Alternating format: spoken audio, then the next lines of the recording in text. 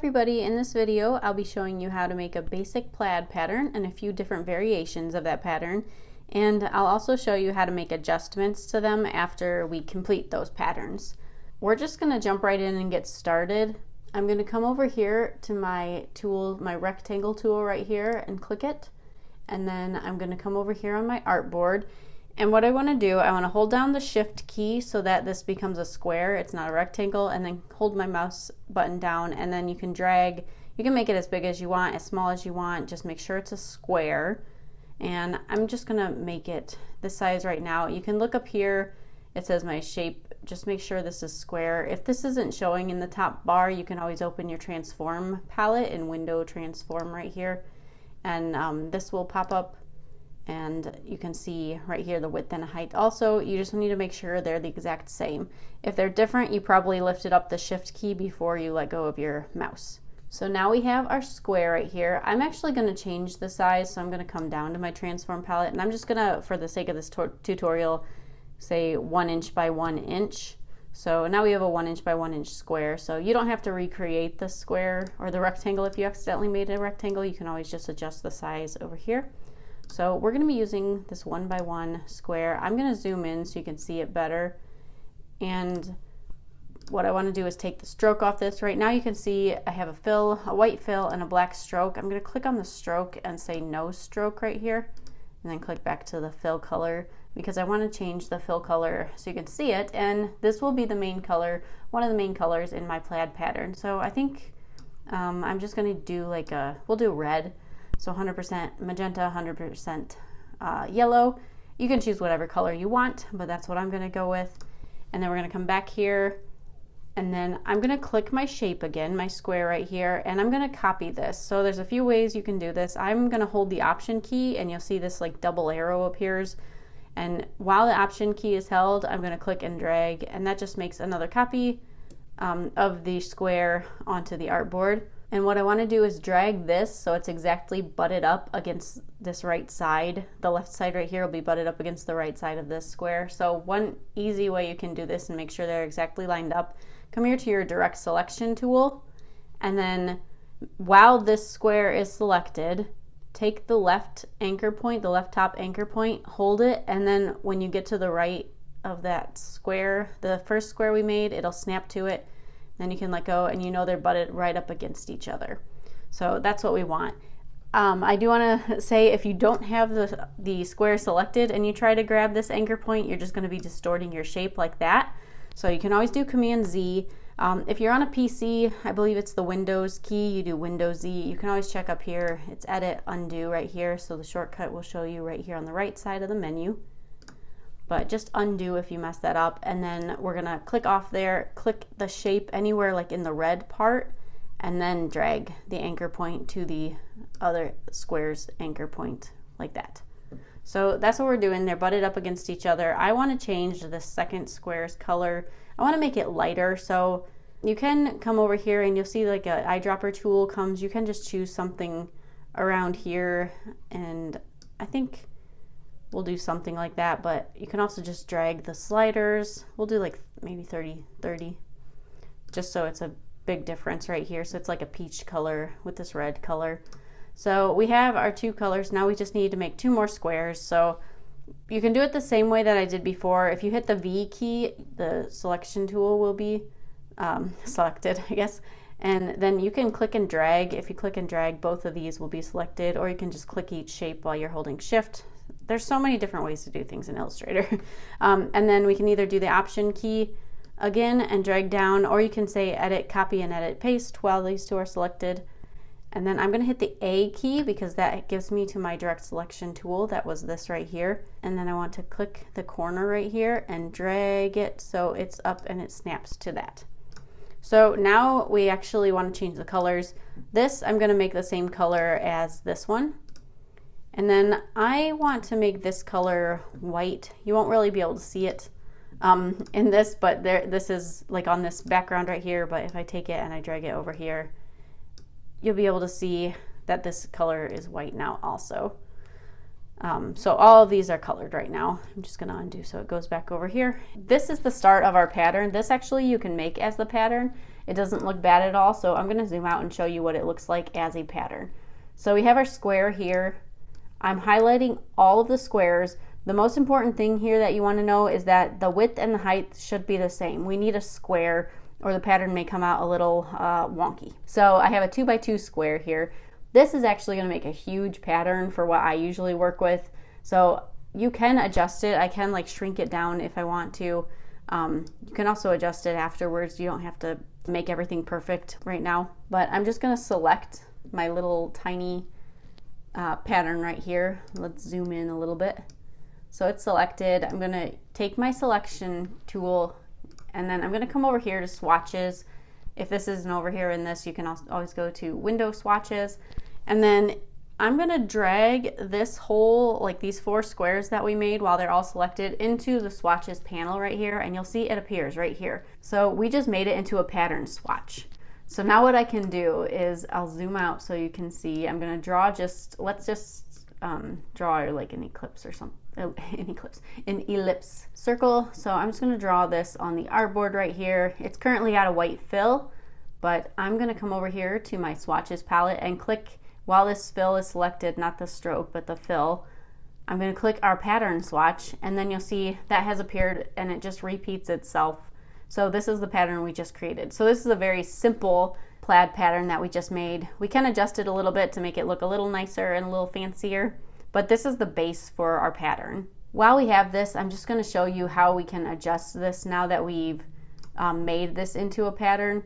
One thing you can do, you can always just go back to your original swatch. Say I want to make it bigger now and do this, and then I'm going to drag this into my swatches and you'll see another swatch appears. It looks exactly the same in the swatches panel, but if I click this and then right now you can see this is highlighted, and then I want to click this right here and you'll see it changes. So this is bigger now because I made this one is actually a bigger size. This is the smaller size. So these are 2 different swatches. That's one way to change the pattern. And then the other way is while the object is selected that has your pattern in it, I'm going to go to Effect, Distort and Transform, and then Transform. And then in this you can make it smaller. Make sure your Transform Objects is unchecked. So smaller, bigger.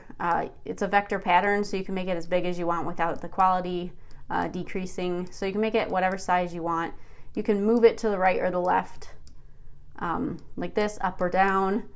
And for this pattern, you can't really tell that much, but for other patterns, this might make it a little more obvious that you might want to change. You can also change the angle. So like if I make a 45-degree angle, press tab. So it kind of changes like that. That makes it look like a nice diagonal plaid pattern. But you can do all that in here and then hit OK, and you have that effect now on this shape only, and it didn't affect this pattern at all in your swatches palette. If you ever want to adjust this, then you go to the appearance palette right here, so window appearance, and this transform right here is what we just put on to adjust this pattern. So if you just click transform, you'll get back into this window right here and you'll see all the options, and you can change it again if you want to make it bigger or whatever you want to do. Undo the angle that you did, reflect it. That doesn't really do much on this because it's a pretty symmetrical pattern, but if you have another pattern that would affect it. And then you can say OK or cancel. Cancel goes back to what it was. OK adjusts it to the new settings that you just did. But that's how you adjust your patterns. I'm going to show you a couple more things you can do to this to make it look a little different. I think it makes it look a little more unique and attractive if you do some of these other designs, but this on its own just looks nice to me also. You can also change the colors. You can't change the color from this transform palette, but you can go back. Say we don't have the original right here, so I'm going to delete that.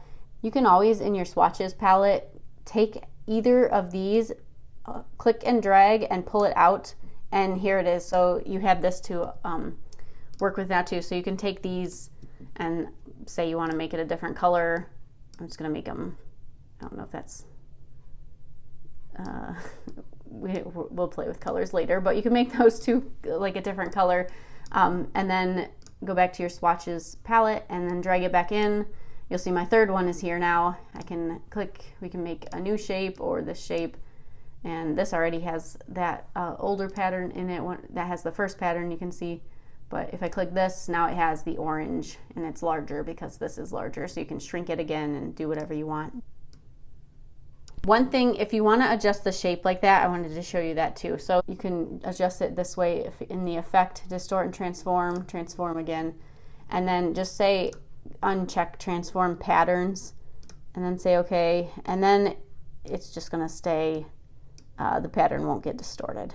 So that's another option there. If you have any questions about this, just let me know in the comments. I think I did most of what I wanted to do for like adjusting the patterns, but I'm now going to show you just a couple things we can do to make this pattern look a little more complex. I'm just going to pull out my first pattern like this right now, and I'm going to come into, like zoom into it so we can see it. So it is pretty small right now. I can make it bigger also, but we're going to put a couple lines in this. What I want to do for that is, it's grouped right now, so if I want to say object ungroup, I don't know if it always groups it when you put it in like that, but you can always say option ungroup, and then it'll be back to these 4 separate squares. But I just want to copy one of these squares, so I'm going to say option and then drag, like hold the option key and then drag like we did before. And what I want to do is I'm actually going to do this with the rectangle tool, and I'm going to, before I do that, I'm just going to turn this. So if you hold shift and drag, it shows 45 degrees. We turned it, and then I'm going to go back to my rectangle tool, and now all I'm going to do is draw long skinny, like a very long skinny line. I just want to make sure it's bigger than the diamond, like the diamond points here that we have. So I'm going to also just put it, say like right there. I'm going to change it so you can actually see it. It's the same color right now, so we'll just make it green or something. The color doesn't matter for this.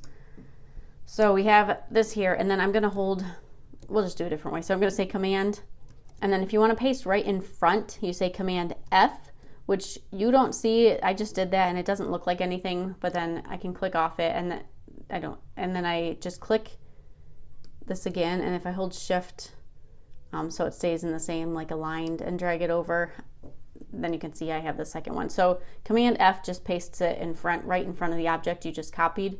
So I'm actually going to do that again. So I'm just going to select this, say copy, and then I'm going to like hit command F like 1, 2, 3, 4, 5, maybe 10 times. We'll see how that looks. And then I'm going to just drag and select all of these.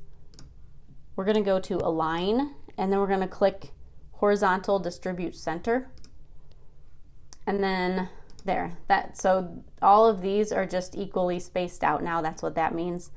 And what I want to do, I'm going to subtract these white lines from the square. So what I want to do is select everything. The green lines are on top of my square right now, so I'm going to go to Pathfinder, and then I'm going to click this minus front. So now we have lines. This is what I wanted it to do. Now that it's crooked, I'm going to put it back to how we want to make it a square again. So I'm going to drag like that, and then I don't like how this does like this diamond shape like that now. So if you just go over here and click unite, now we have a nice square shape again, and it should be the exact same size as this square. So they're 0.326, 0.326. So it is the same size. They should be the same size. You didn't change it at all. So now what we want to do, I want to change this actually to white. So I'm just going to click the default, and then click the stroke and take off the stroke right here. You could also have just clicked the white button right here. And then I'm going to drag this onto like the peach part of it, and it kind of just snapped in there. You can also do like drag the corner like we did before, but this works also. And then I'm going to actually copy that, copy and paste, and I'm going to do the same. I'm going to put that over here on this one. And actually this one didn't snap nicely, so I'm actually going to come in here and do the anchor point on it like that. So now it's right directly on top of it. And then now we can see what this pattern looks like. So this just gave it a little bit more detail. Let's put this into our swatches palette. I'm just dragging it again. And then we'll change this because this one pattern doesn't look that nice. So I'm going to change that, and that's what that looks like. So we can, we had a transform already on that, so I'm actually we're gonna keep transform patterns, not transform object for this one, and shrink it. And then that's what that looks like. And everything here is still editable. If you wanted to make like the light pink or the light like salmon color that we have here, if you want to make that the red, you can do that. Just change the colors however you want. You can change the white out, anything you want to do.